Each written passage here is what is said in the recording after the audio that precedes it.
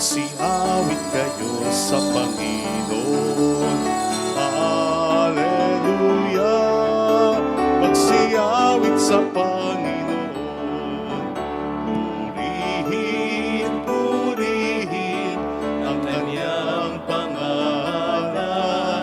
Ipahayag, ipahayag ang dulot niyang kaligtasan. Magsiawit kayo sa Panginoon. Hallelujah, magsiawit,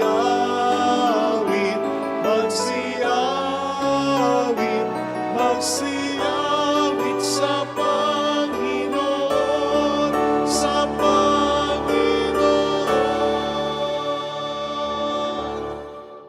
Sa ngalan ng Ama, at ng Anak, at ng Espiritu Santo. Amen. Sumainyo ang Panginoon. At sumaiyo rin. Upang tayo maging marapat sa misa, halina't magsisimula para sa ating mga kasalanan at pagkukulang. Tayo pong lahat, inaamin ko sa makapangyarihang Diyos at At sa inyo mga kapatid, na lubha akong nagkasala sa isip, sa salita, sa gawa, at at sa aking pagkukulang. Kaya isinasamo ko sa Mahal na Birheng Maria, sa lahat ng mga anghel at mga banal, at sa inyo mga kapatid, na ako'y panalangin sa Panginoong ating Diyos. Kaawaan tayo ng mapagmahal na Diyos, patawarin sa ating mga sala, at patnubayan hanggang sa buhay na walang hanggan. Amen. Panginoon, kaawaan mo kami. Panginoon, kaawaan mo kami. Kristo, kaawaan mo kami. Kristo, kaawaan mo kami. Panginoon, kaawaan mo kami. Panginoon, kaawaan mo kami. Yumuko tayo, maaring ibulong sa Panginoon ang ating intensyon. Gusto natin ang mga nagpapamisa, ang mga tumutulong sa ating simbahan, yung din ang mga OFW at ang mga may sakit at ang mga nag-aalaga sa kanila. Manalangin tayo. Ama naming makapangyarihan, niloob mo ang iyong anak ay mabayubay sa krus para sa aming lahat, upang ang paniniil ng kalaban ay kanyang mabigyang wakas. Ipagkaloob mo ang amin nawang makamtan ang pagkapalang kaloob ng muli niyang pagkabuhay bilang tagapamagitang kasama mo at ng Espiritu Santo magpasa walang hanggan. Amen.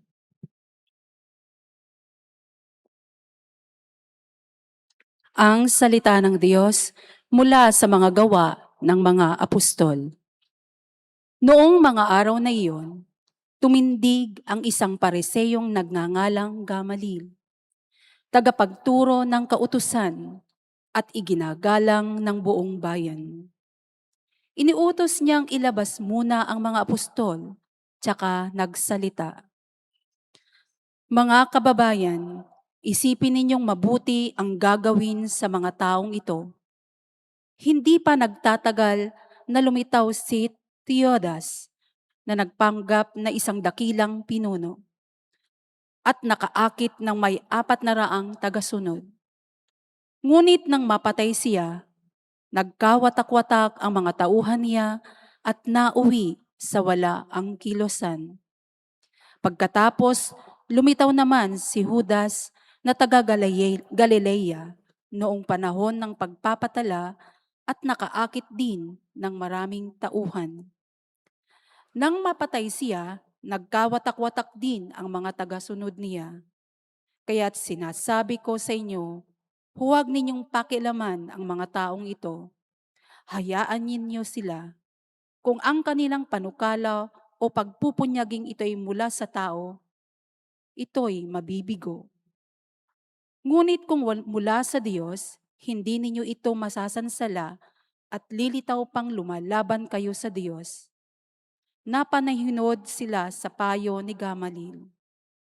Pinapasok na muli ang mga apostol at pagkatapos ipapalo at pagbawalang mangaral sa pangalan ni Jesus. Sila'y pinalaya. Galak na umalis ang mga apostol sa harap ng Sanhedrin, sapagkat minarapat ng Diyos na sila'y malagay sa kahihiyan alang-alang sa pangalan ni Jesus. At araw-araw, napupunta sila sa templo at sa mga tahanan at dooy nagtuturo at nangangaral tungkol kay Jesus, ang Kristo, ang salita ng Diyos. Salamat sa Diyos. Ang tanging aking mithi, Panginooy makapiling. Ang tanging aking mitii, Panginooy makapiling. Tanglaw ko'y ang puon, aking kaligtasan. Kaya walang takot ako kanino man. Sa mga panganib, kanyang iingatan. Kaya naman ako'y walang agam-agam. Ang tanging aking mitii, Panginooy makapiling.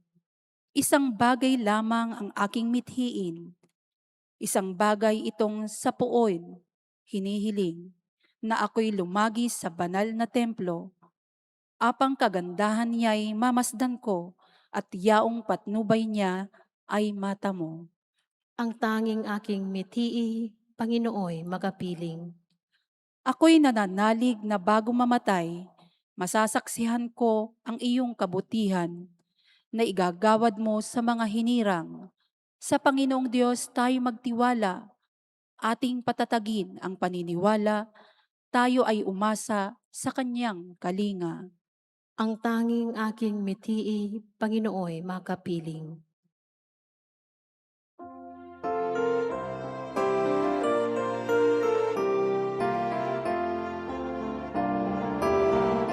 Alleluia,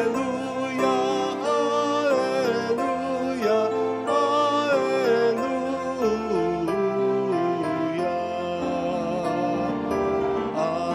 Alleluia, alleluia, alleluia.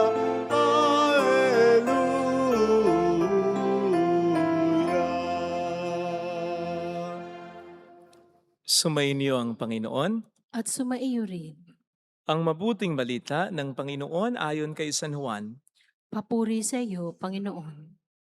Noong panahong yon, tumawid si Jesus sa ibayo ng lawa ng Galilea na tinatawag ding lawa ng Tiberias. Sinundan siya ng napakaraming tao sapagkat nakita nila ang mga kababalaghang ginawa niya. Sa pagkapagaling sa mga may sakit, umahon si Jesus sa burol kasama ang kanyang mga alagad at naupo roon. Malapit na noon ang pista ng Pasko ng mga Hudyo. Tumanaw si Jesus at nakita niyang dumarating ang napakaraming tao. Tinanong niya si Felipe, saan tayo bibili ng tinapay upang makakain ang mga taong ito? Sinabi niya ito para subukin si Felipe sapagkat alam ni Jesus ang kanyang gagawin. Sumagot si Felipe, kahit na po halagang 200 denaryong tinapay ang bili na hindi sasapat para makakain ng tigkakaunti ang mga tao. Sinabi ng isa sa kanyang mga alagad, si Andres na kapatid ni Simon Pedro, mayroon po rito isang batang lalaking na may dalang 5 tinapay na cebada, 2 isda. Ngunit gaano na ito sa kanyang karaming tao? Paupuin niyo sila. Wika ni Jesus. Madamo sa lugar na yaon, umupo ang lahat, humigit kumulang sa 5,000 ang mga lalaki.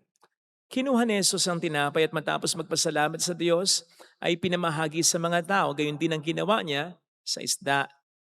Binigyan ng lahat hanggat sa gusto nila. At nang makakain na sila, sinabi niya sa mga alagad, tipunin ninyo ang lumabis para hindi masayang. Gayon nga ang ginawa nila at nakapuno sila ng 12 bakol. Nang makita ng mga tao ang kababalaghang ginawa ni Jesus, sinabi nila, tunay na ito ang propetang paririto sa sanlibutan. Nahalata ni Jesus na lalapit ang mga tao at pilit siyang kukunin upang gawing hari. Kaya muli siyang umalis na mag-isa patungo sa kaburulan. Mga kapatid, ang mabuting balita po ng Panginoon. Pinupuri ka namin, Panginoong Hesukristo. Welcome sa Our Lady of Lazaret Coasay Parish kung saan ayos lang pong umiyak. Nasamahan tayo ng mahal na ina sa pag-iyak at sa pagdarasal upang maging maayos ang lahat. Paano nga ba natin malalaman kung ang isang bagay, isang pangyayari, isang sitwasyon o isang tao sa buhay natin ay gusto talaga ng Diyos, kalooban talaga ng Diyos? Halimbawa po ay ang negosyo o trabaho mo, ang karir na pinupursu mo, at maging ang relasyong iniingatan mo. Ito nga ba ay gusto ng Diyos para sa atin? O tayo lang ang may gusto, pinipilit lang natin? Nako, siguraduhin po natin gusto rin ng Diyos para sa atin, ha? Sapagkat kung hindi, mag-aaksaya lamang tayo ng lakas natin, ng panahon natin, maging ng mga resources natin. Narinig po natin sa ating unang pagbasa, sa palagay ko isa sa mga magandang tips para malaman natin kung ang isang bagay ay kalooban nga ba ng Diyos. Gusto ba talaga ng Diyos? Ito po yung sinabi ni Gamaliel. Sabi niya dito ay, kung ang kanilang panukala o pagpupunyaging ito'y mula sa tao, ito'y mabibigo. Ngunit kung mula sa Diyos, hindi niyo ito masasansala at lilitaw pang lumalaban kayo sa Diyos. For context, ang tinutukoy po dito ni Gamaliel ay ang community at activities ng mga unang Kristiyano na ayaw ng mga Hudyo. Kaya ginagawa nila ang lahat para hadlangan ang samahan at ang mga ginagawa ng mga ito, ng mga unang Kristiyano. And so Gamaliel had to remind them, easy lang. Kung yan naman ay galing lang sa tao, kung yan naman ay kalooban lang ng tao, gusto lang ng tao, kayong mag-alala, mawawala din yan. Pero kung yan ay kalooban ng Diyos, gusto ng Diyos, wala tayong magagawa para pigilan yan. Hindi natin kaya ang kalaban kung ang Diyos ang siyang may gusto niya. Now, this gives us a very powerful spiritual principle that anything may start big, may start strong, may look successful even in years. Pero kung hindi ito galing sa Diyos, kung hindi ito gusto ng Diyos, kung hindi ito kalooban ng Diyos, mawawala din ito. Katulad po ng Toring ni Babel. Sa matandang dipa na pagkatayog-tayog, di ba? Pero gumuho din. At tulad nung bahay na batong sinasabi ni Kristo na itinayo sa ibabaw ng buhangin lang. Noong una, okay naman. Pero nabuwag din. Sapagkat sabi nga rin ng ating banal na kasulatan, malibang ang Diyos ang siyang nagtayo ng bahay, ang tinayong bahay ay walang kabuluhan, walang tibay. On the other hand, this also tells us that anything may start small, weak, may not look successful even in years. Pero kung ito'y galing sa Diyos, kung ito'y kalooban ng Diyos, kung ito'y gusto ng Diyos, magtatagal at magtatagal ito. Hindi mabubuwag ito. Katulad na lamang ng Kristyanismo. Nasabi nga po ni Gamaliel nung una, kung yan naman ay galing sa tao, hindi magtatagal yan eh. Ilang libong taon na po ba ang Kristyanismo? At ilang pagsubok na, malalaking pagsubok ang dumating sa simbahang ito. Trials coming from outside and even from inside. Matagal lang sinisira ng mga tao sa labas ng simbahang ito. Gayon din ng mga tao sa loob mismo, ng mga Katoliko mismo. Minsan mga pari pa, mga obispo, mga santo papa mismo ang sumisira sa simbahan ito. Pero hanggang ngayon matatag ito. Precisely because gusto ng Diyos ito. Kalooban ng Diyos ito. At kapag kalooban ng Diyos, ang biyaya ay siguradong aagos. Narinig po natin sa ating ebanghelyo kung paano ang libo-libong mga tao ay nakakain na, nabusog na, nakapag-sharon pa, nakapagbalot pa, kahit na ito'y mula lamang sa kakonting tinapay at isda. Milagro talaga. Bakit? Sapagkat ginusto ni Kristo. Kahit na ayaw ng mga disipulo. Kaya nga po kapag ginusto talaga ng Diyos, sinisigurado ko po sa inyo, wala tayong magagawa para pigilan ito. Pero kapag ayaw ng Diyos, kahit anong gawin natin, hindi tatagal, hindi magpapatuloy ito. Sapagkat anumang pintong binuksan ng Diyos, hindi natin maisasara. Kung paanong anumang pintong sinarado ng Diyos, hindi natin mabubuksan. Tandaan po natin yan. Kaya maganda po sigurong pakiramdaman natin ang mga bagay-bagay sa buhay natin kung talagang ito nga ba ay gusto ng Diyos para sa atin. Kung lagi ka na lamang nalulugi sa negosyo mo, baka hindi yan ang negosyo para sa'yo. Kung hindi ka na talagang masaya sa trabaho mo, baka hindi yan ang trabaho para sa'yo. Kung lagi na lamang kayong nag-aaway ng jowa mo, kung mas madalas ka nang nalulungkot kesa sa ikay nagiging masaya sa piling niya, baka hindi talaga siya ang para sa'yo. Kumalas ka na habang maaga. At huwag mo nang hintayin puro lungkot na lamang ang matira. Mawala na ang kahit konti pang saya. Of course, I'm also for perseverance, for trying even harder, for not giving up. But we also have to be smart. Kung yan na lang ang negosyo sa buong mundo, kung yan na lang ang trabaho sa buong mundo, kung yan na lang ang titirang lalaki o babae sa buong mundo, sige, wag ka nang bumigay hanggang dulo. But a closed door may already mean a locked door. Sabi nila kahit na daw nakasarado yung pinto, kung hindi naman nakalock yan, pasukin mo yan. Pero po pwede rin naman ang pintong nakasara ay nakalock na. So tama na. A rejection may also mean redirection. Nire-redirect ka ng Diyos sa iba. Can also mean protection. Pinoprotektahan ka niya. And a setback on what you want may be a setup for what God truly wants to happen in your life.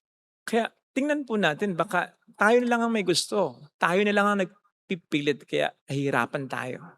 For this one thing to force what God has already been closing, mahirap yun. Sinasarado na ng Diyos Mahirap nang buksan yan. But it's another thing to not start trusting what God has been opening. Mas mahirap yun, yung may binibigay na sa iyong bagong pagkakataon ng Panginoon pero hindi mo pa rin ginugusto yun. Mas mahirap yun sapagkat nami-miss natin yung mga talagang biyaya ng Diyos para sa atin. Tandaan natin ang gusto ng Diyos para sa atin ay the best kind of life, di ba? Not just a good kind of life. Ang kalaban nga daw ng best ay good or better, di ba? Tingnan natin.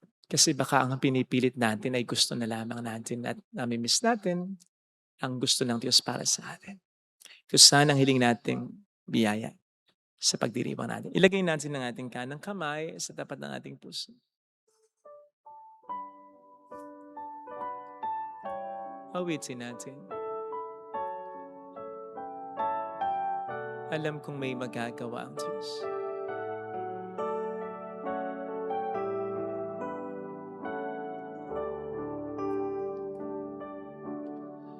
Alam kong may magagawa.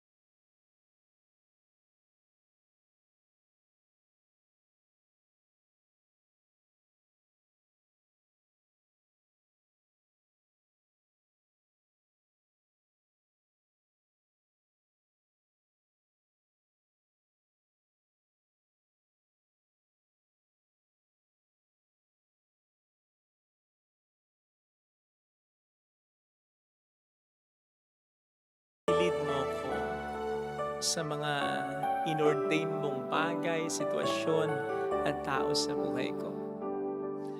Huwag mo hayaan po na ma-miss ko ang mga ito sapagat ayaw kong magsisi pagdating ng araw sa buhay ko.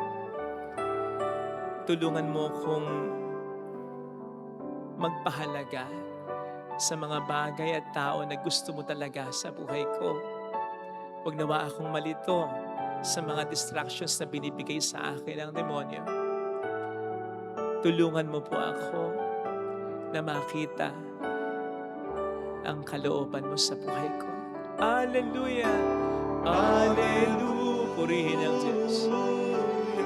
Hallelujah! Pasalamatan siya. Siya ay muling babalik sa atin.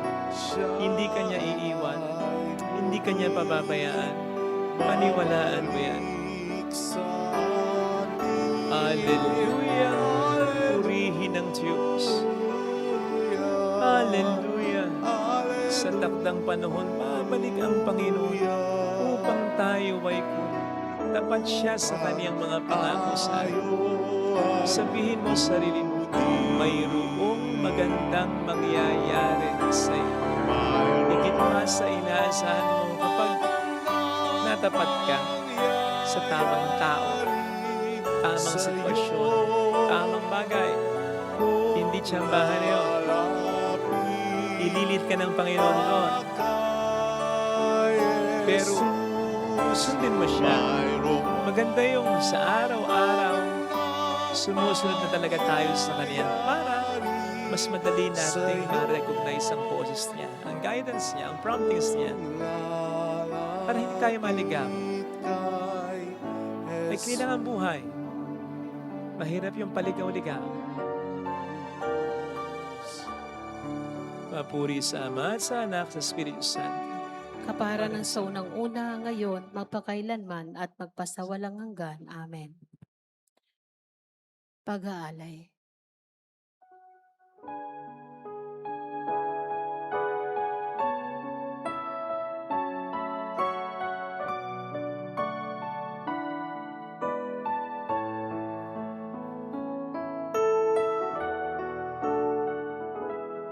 Handog namin sa iyo, Ama,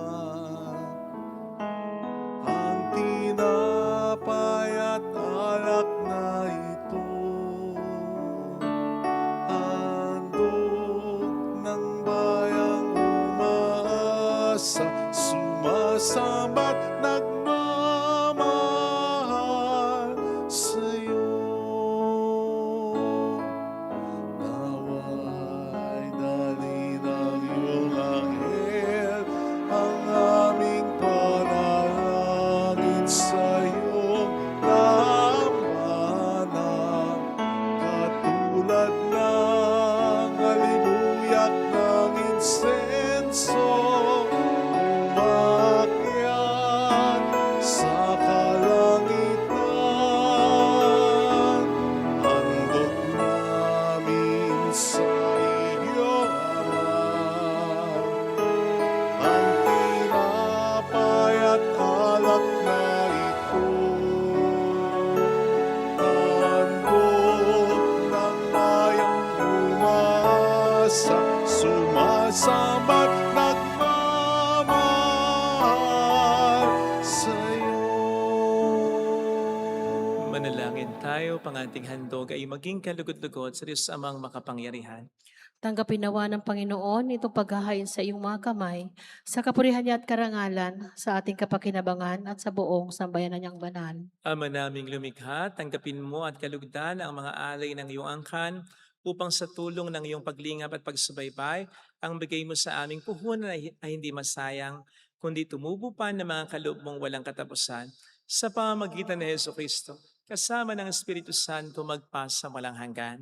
Amen. Sumayin niyo po ang Panginoon. At sumaiyo rin, Itaas sa Diyos ang inyong puso at diwa. tinaas na namin sa Panginoon. Pasalamatan ang Panginoong ating Diyos. Marapat na siya ipasalamatan. Ama naming makapangyarihan, tunay nga pong marapat na ikaw ay pasalamatan. Ngayong ipinagdiriwang ang paghahain ng Mesiyas, ang maamong tupa na tumubos sa aming lahat.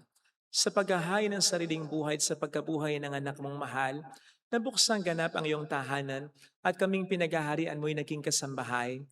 Sa pagkamatay niya sa krus, nalupig ang kamatayan sa kanyang pagkabuhay, naging buhay siya ng tanan, kaya kaisa ng mga anghel na nagsiawit ng papuri sa iyo ng walang humpay sa kalangitan, kami nagbubunyi sa iyong kadakilaan. Santo, Santo, Santo, Panginoong Diyos ng mga hukbo, napupuno ang langit at lupa ng kadakilaan mo. Hosana sa kaitaasan. Pinagpalang na paririto sa ngalan ng Panginoon. Hosana sa kaitaasan. Ama naming banal, ikaw ang bukhal ng tanang kabanalan. Kaya't sa pamamagitan ng iyong Espiritu gawin mong banal ang mga kaloob na ito upang para sa amin ay maging katawan at dugo ng aming Panginoong Hesukristo.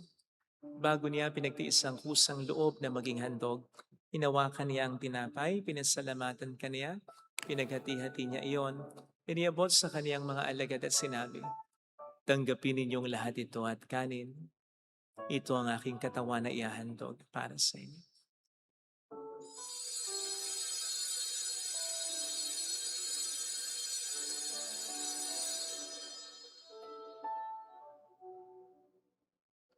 Gayon din naman nang matapos ang hapunan, nawakan niya ang kalis. Muli kaniyang pinasalamatan. Inabot niya ang kalis sa kaniyang mga alagad at sinabi, "Tanggapin ninyong lahat ito at inumin.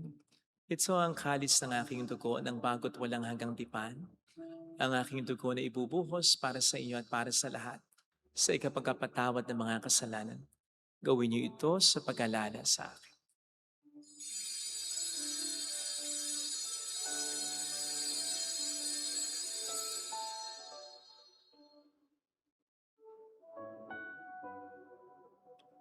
Ang misteryo ng ating pananampalataya. Si Kristo'y namatay, Si Kristo'y nabuhay, si si Kristo'y Kristo'y babalik babalik sa wakas ng panahon. Ama, ginagawa namin ngayon ang pag-alaala sa pagkamatay at muling pagkabuhay ng iyong anak. Kaya inialay namin sa iyong tinapay ng buhay, ng kalis ng kaligtasan. Kami nagpapasalamat dahil kami iyong minarapat at tumayo sa harap mo para maglingkod sa iyo. Sinasamo namin kami na magsasalo sa katawan at dugo ni Kristo ay mabuklod sa pagkakaisa sa pamamagitan ng Espiritu Santo. Amalingapin mo ang iyong simbahang laganap sa buong daigdig. Puspusin mo po kami sa pag-ibig, kaisa ni Leon na aming Papa, ni Janice na aming Obispo at ang Tanang Kaparian. Alalahanin mo po ang mga kapatid naming nahimlay na may pag-asang sila'y muling mabubuhay, lalo na po ang aming mga ipagdarasal. Saglit nating ipagdasal ang ating mga kakilalang yumauna. Kaawaan mo sila at patuloyin sa iyong kaliwanagan. Kaawaan mo at pagintapatin kaming lahat na makasalo sa iyong buhay na walang wakas. Kaisa ang mahal na Birhen ng Lasalet, ang ina ng Diyos. San Jose ang kabiyak ng kanyang puso, lahat ng mga banal na namuhay dito sa daigdig ng kalugod-lugod sa iyo. May pagdiwang naman namin ang pagupuri sa ikararangal mo sa pamamagitan ng iyong anak na aming Panginoong Heso Kristo. Sa pamamagitan ni Kristo, kasama niya at sa Kanya, ang lahat ng parangal, papuri ay sa iyo, Diyos amang makapangyarihan, kasama ng Espiritu Santo, magpasawalang hanggan.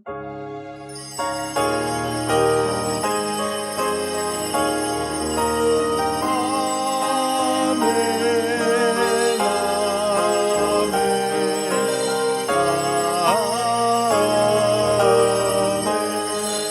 amen. Tumawag tayo sa ating Ama.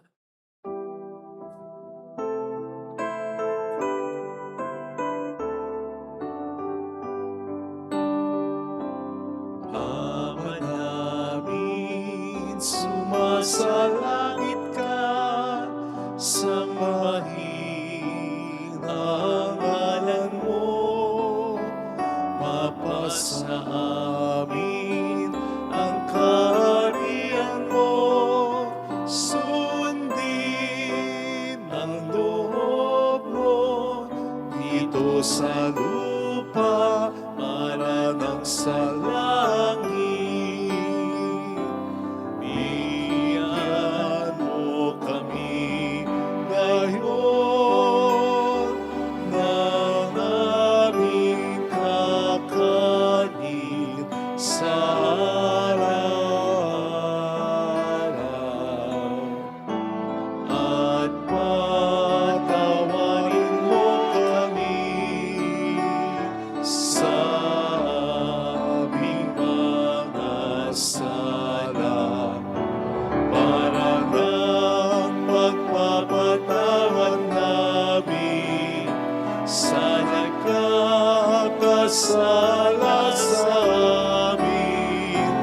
At huwag mo kaming ipahintulot sa tukso, at ihadya mo kami sa lahat ng masama. Iniling namin kami atya sa lahat ng masama, pagkalooban ng kapayapaan araw-araw. Iligtas sa kasalanan samantalang aming pinaghahandaan ang dakilang araw ng pagkapahayag ng tagapagligtas namin, si Heso Kristo.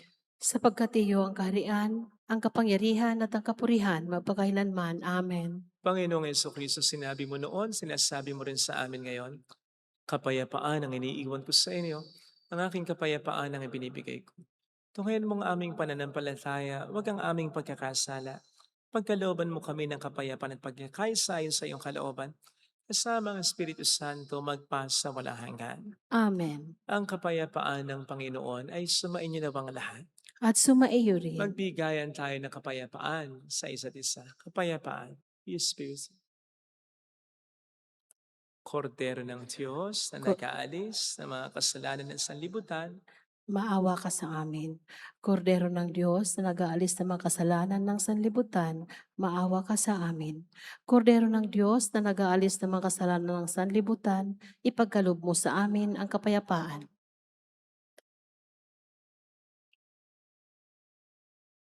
narito sa harap natin ng Panginoon ang ating buhay at kaligtasan. Mapapalad tayong inaanyayahan. Panginoon, hindi ako karapat-dapat na magpatuloy sa iyo, ngunit sa isang salita mo lamang ay gagaling na ako.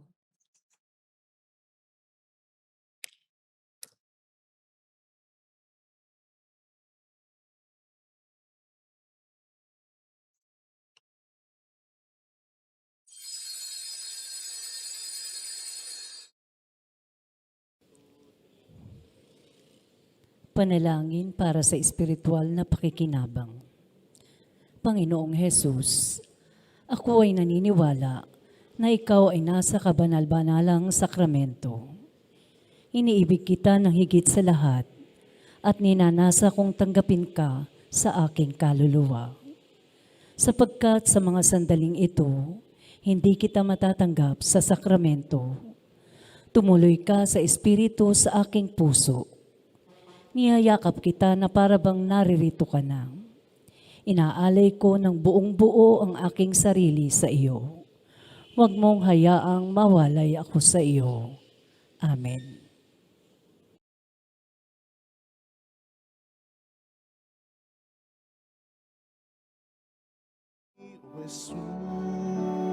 Jesus, sa katawan mong bigay at niyakap din namin ang pananagutan, mabuklod sa pagmamahalan. Narito sa iyong piling ang iyong bayan, katawan mong bigay sa aming landas, banal na bansa at sambayanan, binuklod ng Ama sa Kanya.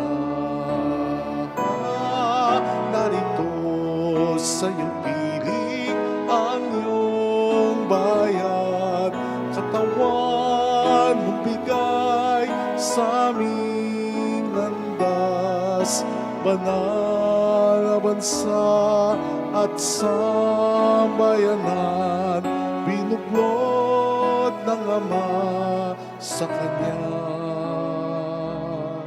Binuklod ng Ama sa Kanya. Manalangin tayo. Ama naming mapagmahal, ipagpatuloy mo ang iyong matapat na pagsubaybay sa iyong mga dinudulutan ng kaligtasan upang ang mga ipinagpakasakit na sagipin ng iyong anak ay makapakinabang sa pagkabuhay niyang nagbibigay galak sa pamamagitan niya kasama ng Espiritu Santo magpasa walang hanggan. Amen. Holy God, Holy Mighty One, Holy Immortal One. Have mercy on us and on the whole world. Holy God, Holy Mighty One, Holy Immortal One.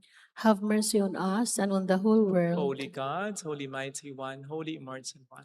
Have mercy on us and on the whole world. Jesus, King of Mercy, We trust in you. alalahanin. Alalahanin, o mahal na Birhen ng Nazaret, ina ng pag-asa, ikaw ang nagpapaalala sa aming magbalik loob sa Ama. Ito ang nagpapatunay ng kagandahang loob mo'y nanatiling busilag. Sa pag-aaruga mo sa amin, tungkulin mo'y tinupad. Sa paanan ni Kristo'y itinuring mo kaming mga tunay mong anak. Kaya ninais mong ni Isay, huwag mapahamak. maging sa iyong walang tigil na pananalangin pati luhay pumatak. Huwag namang mawalan ng saysayang iyong paghihirap. Hiling nawa namin sa iyo, o aming inang liyag, na matapos ang pakikibaka namin sa mundong ito at sa pananatili naming tapat kay Kristo, sa kapurihan mo'y makibahagi kaming ganap, upang kung nasan ka ngayon ay maparoon din kaming lahat, at ang kaganapan ng kalwalhatian ng Diyos sa may tuluyang matupad, siya nawa. Mahal na Birhen ng Lasalet, kapagkasundo ng mga makasalanan. Ipanalangin mong walang patid, kami mga dumudulog sa iyo. Marami pong salamat sa inyong pakikisa at sa mga tulong na binibigay ninyo, ha? Kayo pong mga, kahit hindi napupunta dito, ay nagpapadala ng tulong nila through our GCash and bank account. Napakamarami pong salamat. Hindi po sa inyo, mahihirapan po kami dito. Sa totoo lang, napakalaki po ng ambag ninyo. Kaya salamat po sa tiwala ninyo. At salamat po sa Diyos sa kabutihan ninyo. Thank you. Sumainyo ang Panginoon. At sumairin. Pagpalain kayo kasama ang ating pamilya na mapagmahal na Diyos, ng Ama at ng Anak, ng Espiritu Santo. Amen. Humayo tayo sa kapayapaan ni Kristo. Salamat sa Diyos. Salamat din po.